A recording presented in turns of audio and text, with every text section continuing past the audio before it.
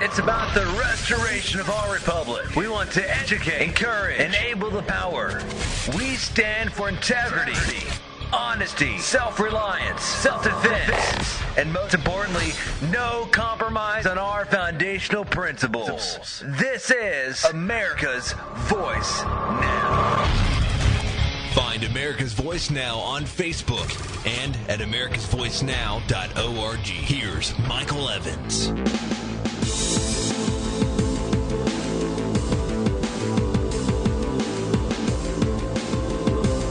Good morning, America. You're listening to America's Voice Now.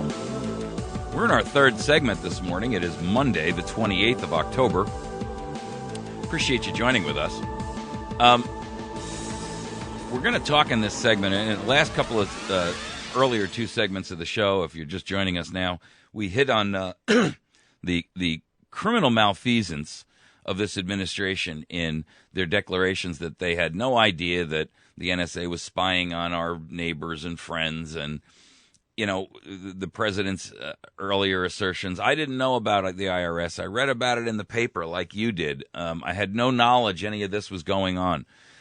Hey, listen, folks, if you believe that, you really need to tune up your critical thinking skills.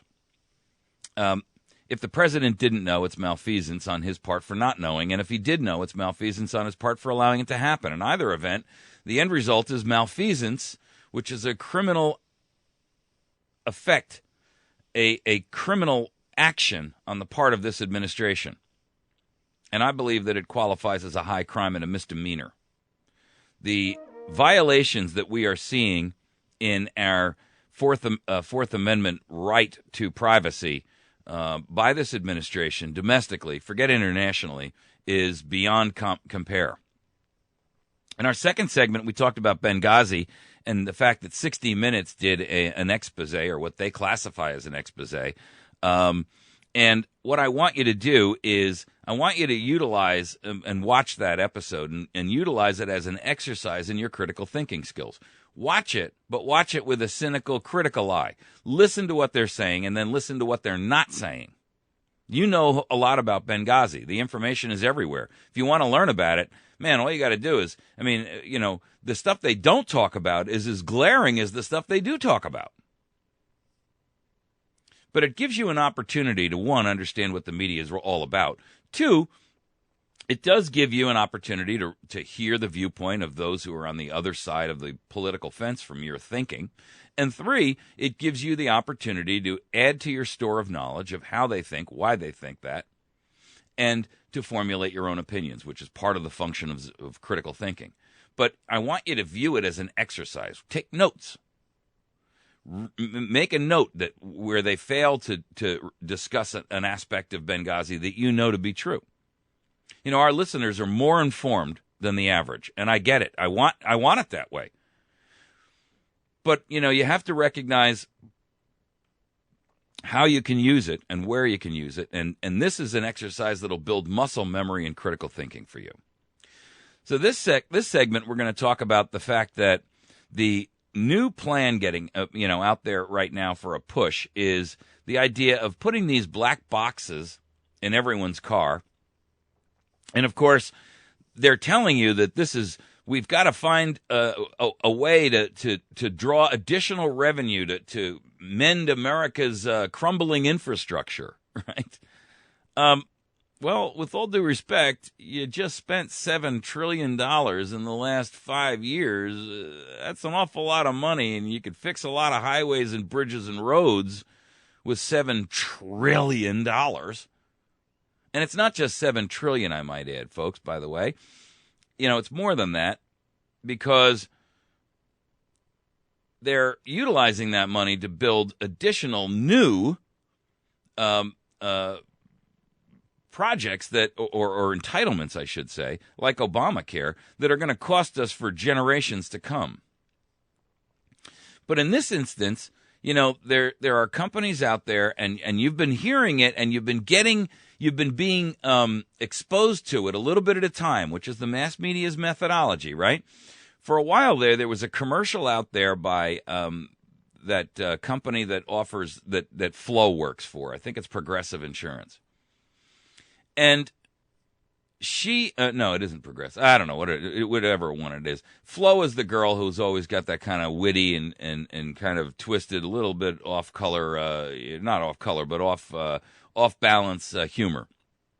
And, for a while there, they were talking about this box that you could plug into your car, and your insurance company would give you a discount based on that, because it would record if you actually hit the brakes in time before the accident, and it would record, do you drive over the speed limit on a routine basis, or is it only once in a while, and things like that.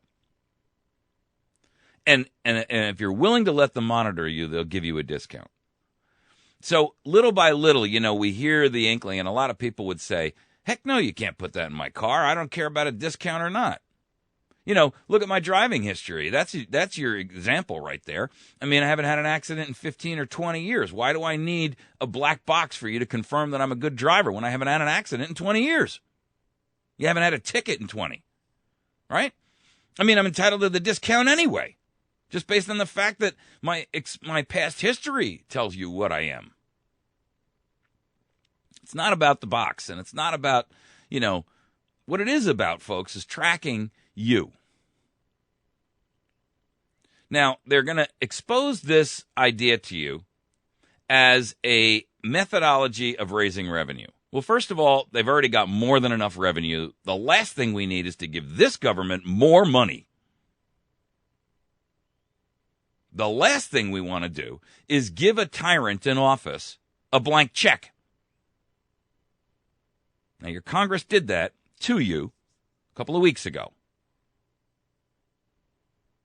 But now they're going to say, well, this is for infrastructure. This is for a totally, we're going to dedicate the money to infrastructure. Let me tell you something. There's no such thing as dedication of any money in Washington. It all goes into the general revenue pool, and then it is spent by these knuckle-dragging idiots in Washington who literally live on your largesse. The goal here is to track every mile that a motorist drives and transmit that information back to the bureaucrats in Washington or in your state. And those bureaucrats are no different than the ones in D.C., by the way. And these are planners, state planners, right? And whether that's state or federal, the state. And, there is a lot of information out there from organizations that are standing against this, including, believe it or not, the American Civil Liberties Union, the ACLU. It is a privacy issue. But there are states that are saying, we're going to do this irrespective of what they do in Washington. And the states are looking at it like another opportunity to put their hand, exploratorily into your pocket, shall we say. They want you to pay by the mile for every mile you drive. So what they're going to do is track your mileage and then say, okay, you drove, 8,000 miles, you drove 22,000 miles, you drove 16,000 miles, and we're going to tax you based on how many miles you drove. Now, for those of you who don't know, they've been trucks, and we're talking about over-the-road haul trucks, right? They pay over-the-road taxes. In fact, what you don't know is that tractor trailers and truckers pay the vast majority of taxes that are collected and used for road maintenance and what have you. That tax is built into their cost of operation. So they're required to pay fuel taxes. That's how it's collected. In other words, they are required to keep a log. And if they're driving across the country, they let's say they start in Pennsylvania. When they get to the Ohio border, they've got to log how many miles they drove in Ohio. Then when they get over to the next state, whatever state they're going to, they log how many miles they've got in Illinois or Indiana or whatever. And then they're required to turn those logs in along with a check to those given states where they say, well, these are the road taxes we're paying. Now they're going to want to transmit it down to the individual level. The states may look at this like it's an opportunity for revenue, but the federal government is looking at this as an opportunity for another tracking mechanism. And, you know, the Southern California Association of Governments has an individual who is their executive director who's come out, and this is what he says. This really is a must for our nation. It is not a matter of something we might choose to do. There is going to be a change in how we pay these taxes, and the technology is there to do it. Well, with all due respect, hang on a moment. Since when did we put you, Mr. Hassan Ikrata, executive director of the Southern California Association of Governments, in charge as a dictator to determine that it's a must for our nation and it's not a matter of something we might choose to do? We have a say in this. There is going to be a change in how we pay these taxes, he says. Really? Well, wait a second. Don't you think you ought to consult the rest of us who are actually the ones responsible to pay the tax about how we think it ought to be done? Or did we just elect you as our localized dictator in the state of California? I mean, who the hell do you think you are? With all due respect.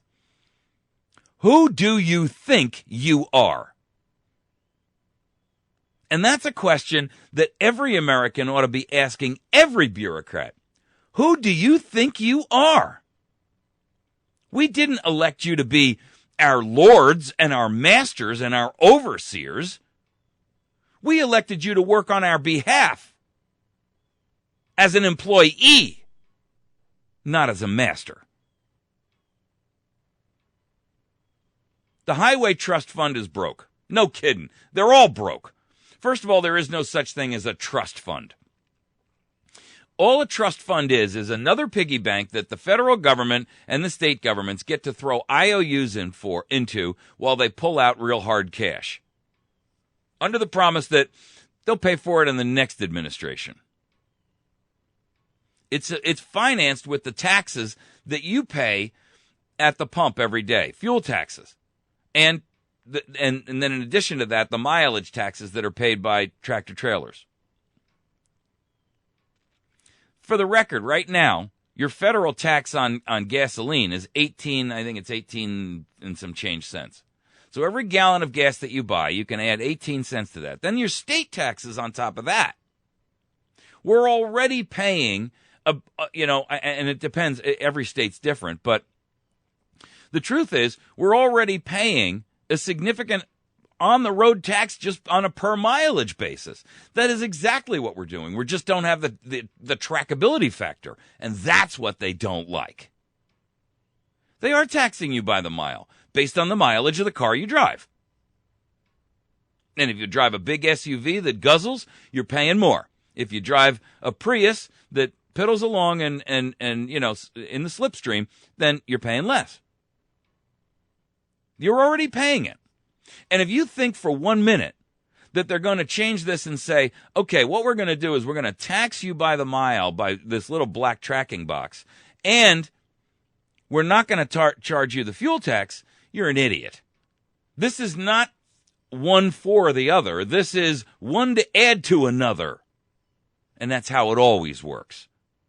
Government's not happy with one method of getting into your pocket. They've got to have 100 hands reaching into your pocket. And they never, and I mean never, kill a tax.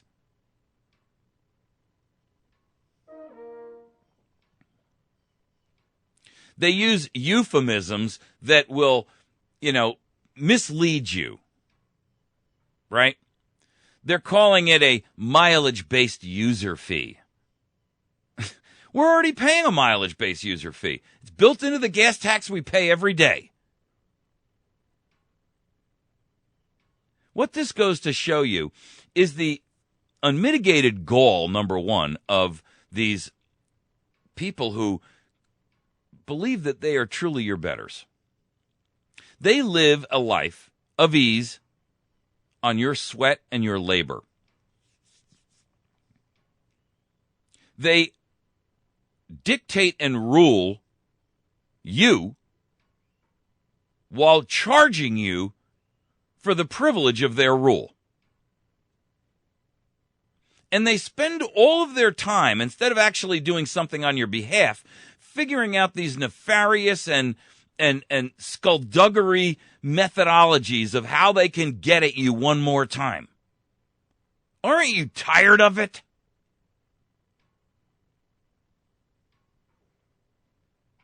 I mean, really. These devices really are, they're gonna have real-time vehicle location via GPS. They're gonna have speed and mileage logs on them, and they'll be transmitting all of this to the state and the government. So the next thing, not only will you be getting a tax based on how many miles you drive, but you're going to get your little ticket in the mail that says, well, your box reported that you exceeded by 8 miles the speed limit on Highway X. And here's your automated ticket. No, you didn't have to have an officer pull you over because your box tattled on you. Let me tell you something, America. If you're willing to put that box in your car, even if they make it a law, you're already a slave. And you're a stupid slave. These devices, and this is the LA Times report. The devices which track every mile a motorist drives and transmit that information to bureaucrats are at the center of a controversial attempt in Washington and state planning offices to overhaul the outdated system of funding America's major roads.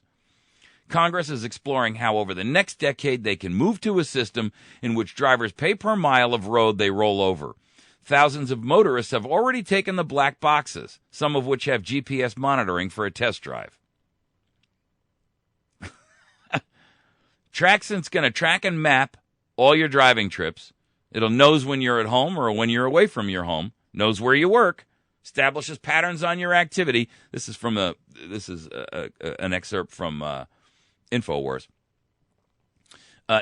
Establishes patterns of your activities, such as when you pick up your kids from school or you go grocery shopping. Knows if you attend political rallies, what church you go to, your activist meetings, gun ranges, or other destinations the government may characterize as being linked to domestic terrorism. Furthermore, here's the real challenge. You've been on highways where you have to pull over and pay a toll, right? You go over a bridge, you got to pay a toll. Well, do we want every road in the United States to be a toll road? I mean, it already is to a certain extent in the sense that you're paying for this in your gasoline tax. But the truth of the matter is, adding a black box is not going to reduce the fuel tax. It's just going to be another way to get in at your pocket. Everybody wants into your pocket. That's it. They want into your pocket and they want into your head. And the way that they do that is with programs like this. I mean,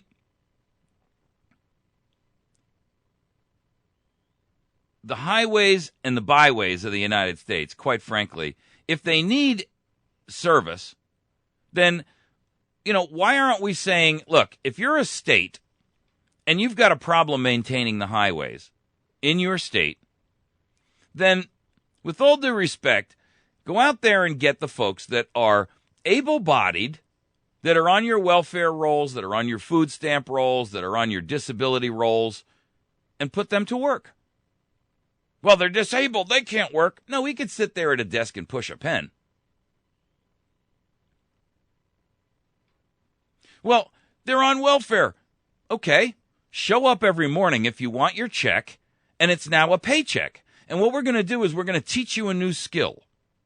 We're going to teach you how to drive a truck, or we're going to teach you how to mend guardrails, or we're going to teach you how to do whatever it is, dig a ditch, lay pavement, lay concrete, pour macadam, fill potholes. I don't care. But we're paying you anyway, so we may as well get something out of it.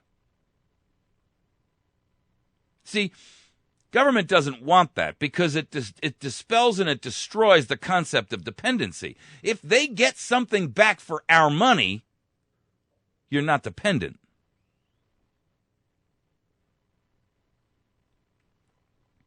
Here's the real problem. Government already theoretically says everything you've got is ours anyway. And everything you do, we're entitled to know about. That's the mentality of both your state and your federal governments. If you don't believe me, look around. Look at who's supporting things like the NSA spying on American citizens. Well, we have a right to know so that we can find out if you're a terrorist. Really? I don't think so.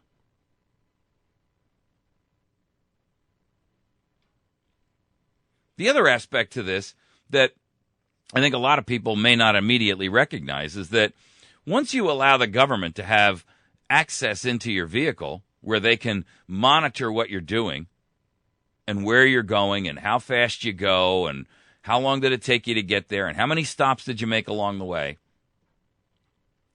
if this thing were to be made two-way, and of course it has to be, right, because they have to have the ability to reach in and ping it so that they can get the data out of it, so that means they can talk to it. It's not a one-way broadcast. But then does that mean that they can shut your vehicle off remotely? Does that mean they could lock you in till the police arrive? I mean, look, the simple truth is this. Our nation has already fallen. Those who don't believe that, you're misinforming yourself. You're willfully ignorant, like the president was willfully ignorant of the IRS and Benghazi and NSA spying. And that's malfeasance on your part. If you don't recognize that we already live in a police state and everything that goes on forward only expands their power, then that's your fault for refusing to see the truth. It's your fault for not being willing to stand up and acknowledge the obvious. It doesn't excuse you. I'm going to tell you that.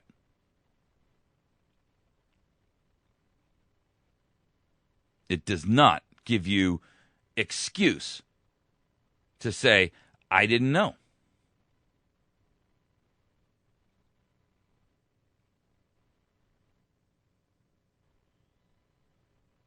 You know, I posted something up on our Facebook page. It's a picture of Leonardo da Vinci. And there's a quote that's attributed to him, which I think is very, very appropriate in this situation. Here's what he says. Nothing strengthens authority so much as silence.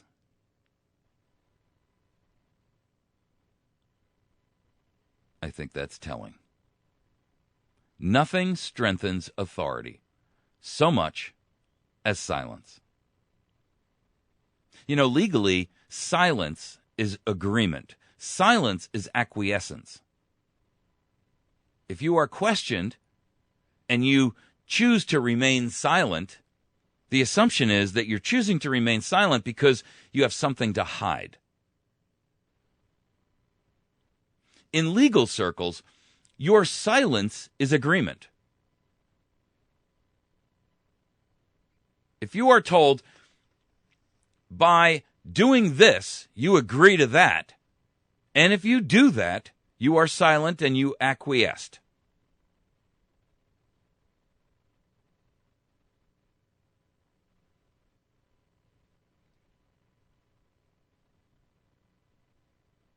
So, America, it is time for you to rise up and speak, even when your voice shakes. It is time for you to stand up and have the courage of your convictions. It is time for you to stand up and be courageous, irrespective of the danger, irrespective of your fears. It is time for you to speak, even when your voice shakes with fear, with trepidation, with intimidation. Because any government that would want you to be fearful is no longer a government. It is now operating in tyranny. It is now authoritarian, totalitarian, and it is seeking your demise. Our founders gave us ample evidence that when government operates outside, in fact, the phrase was very clear. A government that fears the people. What is that? A government that fears the people is liberty. A government where the people fear the government is tyranny. We do live in a tyrannical police state now. The simple truth is, you are one of those people who says, but I don't really want to speak out because I don't want to be on a list. You just proved the point. When you say, I don't want to raise my head above all the other sheep because I'm afraid of being picked, you've just proven the point.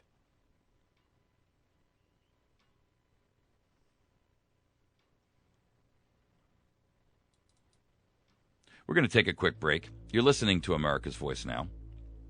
When we return, we're going to tackle our last topic, which is immigration and the straw that should be breaking the camel's back right here domestically in the United States of America. Your churches, your large corporations, your politicians are all working to approve vast percentages, vast numbers of illegal aliens to take your jobs, to expend your tax money, and to grow the welfare state, the police state.